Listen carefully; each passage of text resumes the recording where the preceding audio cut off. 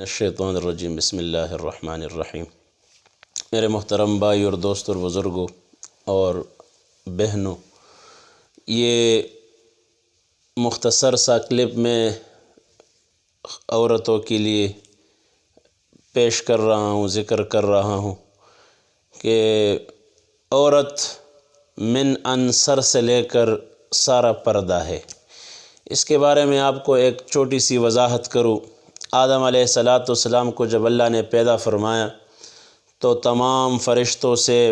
مٹی کو مختلف زمینوں سے جگہوں سے جمع کیا، پھر اس کو گوندا گیا، پھر اس کا خمیر بنایا گیا، پھر کلی فضا میں اللہ پاک نے اپنے دست مبارک سے حضرت آدم علیہ السلام کو پیدا فرمایا۔ اور جب حوا علیہ السلام پیدا کرنے کا وقت آیا تو حضرت آدم علیہ السلام کو خود بھی پتہ نہیں تھا، اس کے بائیں پسلی سے انتہائی پردے میں، انتہائی احترام کے ساتھ اللہ سبحانہ و تعالی نے پورے سیفٹی کے ساتھ حضرت حوا علیہ السلام کو پیدا فرمایا۔ تو شروع سے عورت پردے میں ہے۔ تو حدیث میں ہے کہ وہ عورتیں کاسیات، عاریات، ممیلات، مائلات کأسنمۃ البخت لا يدخلن الجنۃ ابدا، کہ جو عورتیں ایسی لباس پہنتی ہے اور ایسی خوشبویاں لگاتی ہے کہ لوگ اپنی طرف مائل کرتے ہیں، ایسے لباس پہنتے ہیں، چست قسم کا لباس، قیمتی پہنے، بے شک قیمتی لباس پہنے، قیمتی چادر پہنے، قیمتی پیزار پہنے، جوتے پہنے، شوز پہنے اور قیمتی لباس، لیکن اس میں پردہ ہو، چست نہ ہو، تاکہ عورتوں کا جسم اس میں واضح نہ ہو، کیونکہ عورت سارا پردہ، یہاں تک کہ عورتوں کی آواز بھی پردے میں۔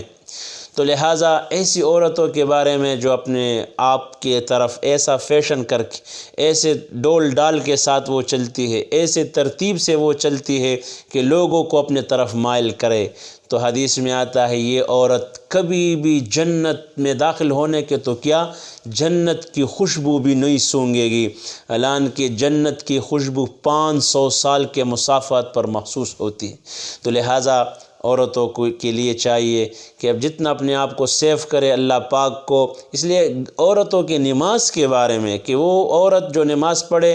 گھر کے